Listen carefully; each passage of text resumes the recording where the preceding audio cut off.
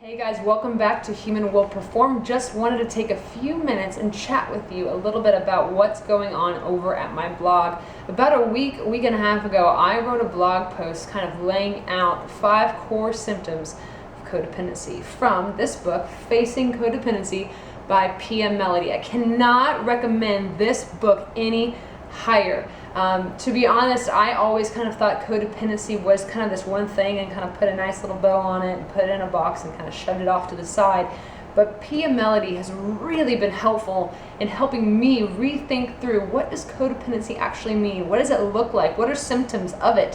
What does it look like in relationship? Because honestly, it looks different across different settings and in different relationships. One that you might be having with a spouse versus those that you might just be having with friends.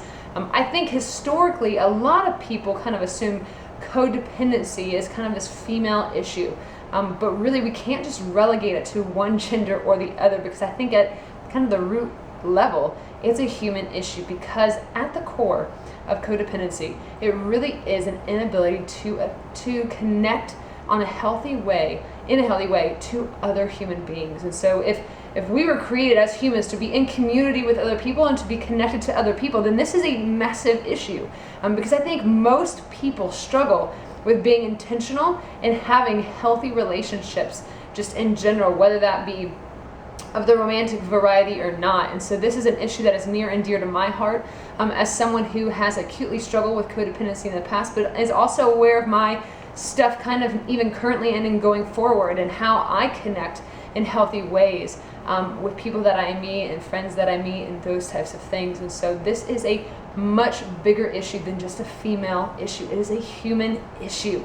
Most of us struggle with intimacy in friendships and in romantic relationships. And so the 5 kind of core different symptoms I listed on that first blog post. And so I'm also releasing, hopefully, every week.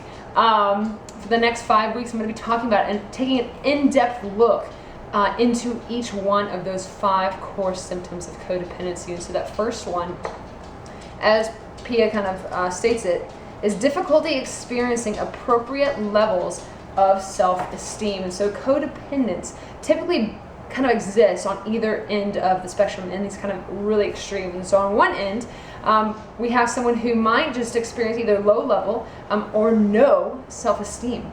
And so that is born out of a dysfunctional family pattern where the parents did not instill a preciousness, you're loved, you're accepted for who you are, not just what you do.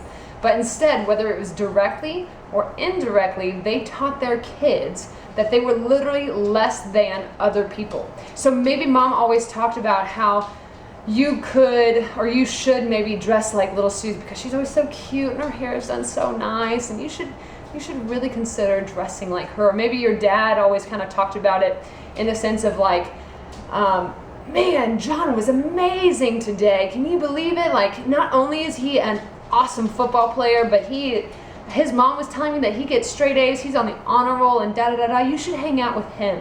And always just kind of praising everyone else around you, but not actually praising you. And so it kind of leaves you on this one extreme of having either no self-esteem or very little self-esteem. And so self-esteem comes from within. And it's given to us or taught to us from our primary caregivers, mom and dad, or whoever that might be. And so if mom and dad didn't teach us that you are precious, that you're loved, that you're accepted for who you are and not just what you do, then you might end up on that extreme. Or the other extreme you could also end up on would be that you think that you are literally better than everyone else. You know, it's this inflated sense of self. It's super arrogant. You were superior to other people. Maybe mom and dad never made you take responsibility for things that you did wrong. They always talked about you in the sense that you were perfect. You were the golden child. You could do no wrong. Everyone should follow your example because you're the best. It is a false sense of power, and it's abusive if we talk about abuse in the sense, and this is how Pia Mellody kind of does, as anything less than nurturing, right? So our parents certainly aren't perfect, and so at some level we are going to experience abuse if that's kind of the catch-all phrase, is anything less than nurturing. And so we have these 2 extremes. Little to no self-esteem because I literally think that I'm worth less than others, I'm less than, or I am literally superior to everyone else. So those are kind of the two extremes, but most often, wherever you find yourself on those two extremes, codependents tend to have a really good sense of other esteem, right? And so I look to external things in other people to kind of make myself feel better. So that might be my kids. Maybe I know that I'm good and I'm right and I'm loved if my kid does awesome in basketball, or my kid gets straight A's, or my kid gets into Yale, or whatever it might be, or how much money other people make. You're consumed with what degrees they have, what kind of car they drive, where they live, those types of things. We tend to be really good at other esteem, really bad when it comes to self-esteem. And so that's the kind of the first core symptom. I think all of us are on a spectrum within that, you know? And so if you find that you tend to be on one extreme or the other, then I would really challenge you to kind of investigate that, acknowledge it, don't run from it, don't pretend it doesn't exist, because it's only going to continue to find you out.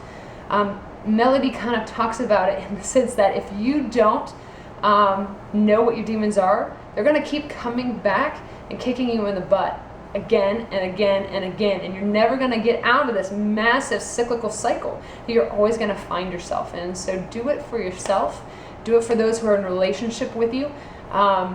Acknowledge it, identify it, and begin to really take a deeper look and to get to the root issues of what mom and dad maybe could not or did not give you when you were growing up.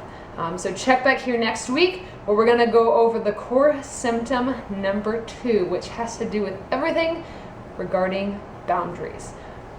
Until then, we will see you later.